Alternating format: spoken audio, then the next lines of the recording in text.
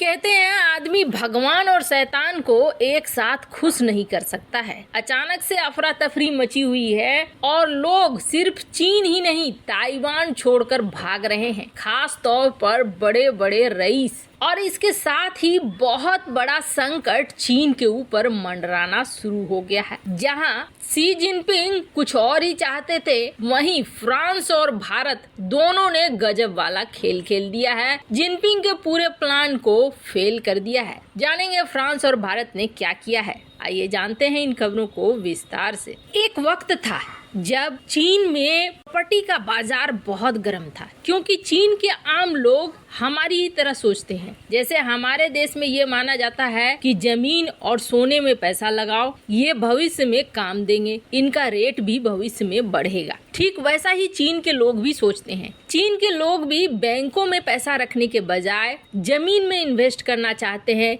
या प्रॉपर्टी में इन्वेस्ट करना चाहते हैं, घर, अपार्टमेंट, इस पर इन्वेस्ट करना चाहते हैं। और जब ये सिलसिला शुरू हुआ तो ग्रामीण इलाकों से चीनी लोग अपना सारा इन्वेस्टमेंट शहरों में करने लगे, अपार्टमेंट खरीदने लगे। और जैसे ही अपार्टमेंट खरीदने की दौड़ चली, बड़े बड़े रईसों ने बैंक से पैसे लिए, लोन लिया और बड़ी बड़ी बिल्डिंगें बनाना शुरू कर दिया, क्योंकि ऊंची कीमतों पर वो इसे बेचते। प्रॉपर्टी सेक्टर में चीनी रईसों ने बहुत सारा इन्वेस्टमेंट कर दिया। इस इन्वेस्टमेंट के बाद स्थितियां थोड़ी बदलने लगी। ऊपर से महामारी ने और भी ज्यादा परेशान कर दिया। पर फिर लगा कि चलो अब चीजें फिर से सुधरेंगी, क्योंकि चीन के लोग जैसा सोचते हैं वैसा ही होगा। लोग फिर से प्रॉपर्टी पर इन्वेस्ट करेंगे, फिर से सोने में इन्वेस्टमेंट करेंगे और सब कुछ ठीक हो जाएगा। लेकिन हुआ क्या, अचानक से देखने को मिल रहा है इधर 4-5 दिनों के अंदर चीन में प्रॉपर्टी के दामों में बहुत बड़ी गिरावट। कई शहरों में प्रॉपर्टी के रेट 30 से 40% तक गिर चुके हैं। 13 महीने में जो नहीं हुआ था वो इस महीने में मात्र 3-4 दिन के अंदर देखने को मिल रहा है। चीन के कई रईस अपनी संपत्ति कम कीमत पर बेचकर यूरोप भाग रहे हैं, सिंगापुर भाग रहे हैं।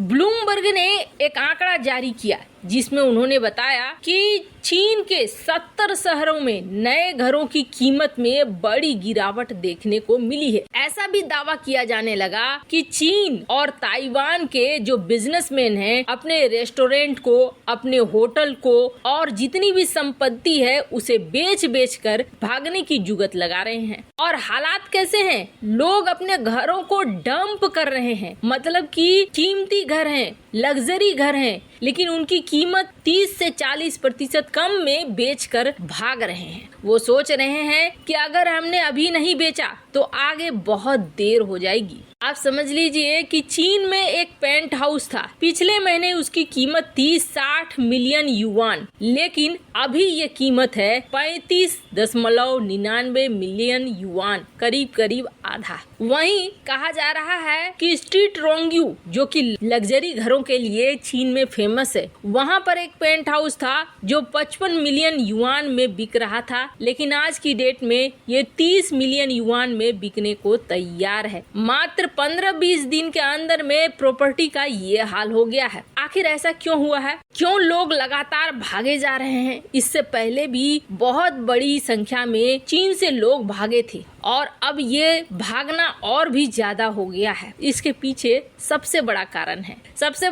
है शी जिनपिंग का कुर्सी पे आना। शंघाई के ज्यादातर धनी लोग पहले ही चीन छोड़ चुके हैं, अपना धन विदेशों में ट्रांसफर कर चुके हैं। पहली ये कि चीन के इन रईसों को लगता है कि नई लीडरशिप उनके लिए नुकसानदायक साबित होगी, और दूसरा ये सबको दिख रहा है कि कोविड पॉलिसी का अंत होता हुआ नहीं है। यानी ऐसे ही लॉकडाउन लगेगा, ऐसे ही परेशानियां आएंगी और चीन का पतन शुरू हो चुका है। तो वहीं दूसरी तरफ ये आप सोचेंगे चलो चीन में तो समझ में आया, चीन में जिनपिंग की पॉलिसी कुछ इस तरीके की चल रही है, इतनी कंट्रोल और इतना सब कुछ तानाशाही हो गया है कि अमीर लोग वहां से भागेंगे ही। अमीर लोगों का बहुत बुरा हाल करता है जिनपिंग, ये देखने को मिल चुका है, क्योंकि जिनपिंग को डर लगता है कि कल को उसका उत्तर यही लोग न दे दें, इसलिए जिनपिंग उन्हें पनपने से पहले ही खत्म कर देता देता है। पर ताइवान में भी अमीर लोग अब भाग रहे हैं, वहाँ से निकल रहे हैं। इसके पीछे भी बड़ा कारण है। इसके पीछे कारण ये है कि ताइवान के इन अमीर लोगों को ऐसा लग रहा है कि चीन ने अपनी नीति में बदलाव कर दिया है और चीन में जो ये नीति में बदलाव हुआ है, इसके बाद ये ताइवान पर हमला करेंगे। हमला करने से पहले ही ये वहाँ से निकल जाना चाहते हैं। ना हम यहाँ रहेंगे, ना हमारे लिए समस्याएं बढ़ेंगी। चीन और ताइवान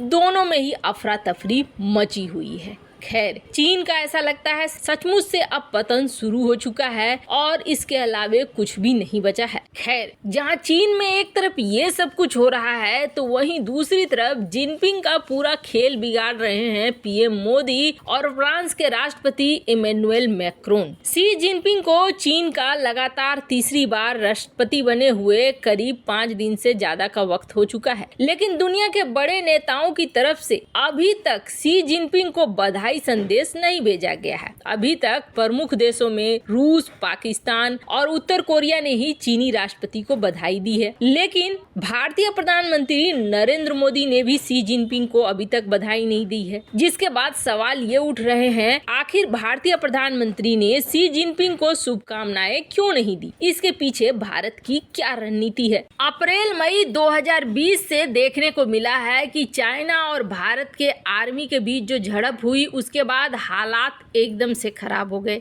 एससीओ मीटिंग में भी दोनों नेताओं ने एक दूसरे के साथ दूरी बनाकर रखी। पिछले 2.5 सालों में दोनों नेताओं के बीच की दोस्ती लगता है जैसे एकदम से खत्म हो चुकी। पीएम मोदी ने कल तक तो सार्वजनिक रूप से बधाई भी नहीं दी है। 2017 में जब शी जिनपिंग लगातार दूसरी बार चीन के राष्ट्रपति चुने गए थे, तब उस वक्त उन्होंने बधाई दी थी और बधाई देते हुए कहा था कि हम लोग एक साथ बढ़ेंगे। लेकिन के बाद ही डोकलाम हो गया और डोकलाम के बाद फिर से गलवान घाटी वाला कांड हो गया। पर ऐसा नहीं है कि चीन कोशिश नहीं कर रहा है। चीन दुनिया भर में जितने उसके राजदूत हैं, उनसे ये कोशिश करवा रहा है कि दुनिया के बड़े बड़े नेता उन्हें बधाई संदेश भेजे और इसके लिए उनके राजदूत लगे हुए हैं। तो वहीं अभी जो मौजूदा विदेश मंत्री हैं वांग यी, उनको इस चीज पर लगाया गया कि दुनिया के बड़े बड़े लीडर्स को बुलाओ हमारे शपथ ग्रहण समारोह में। और बड़े बड़े लीडर्स में वियतनाम, पाकिस्तान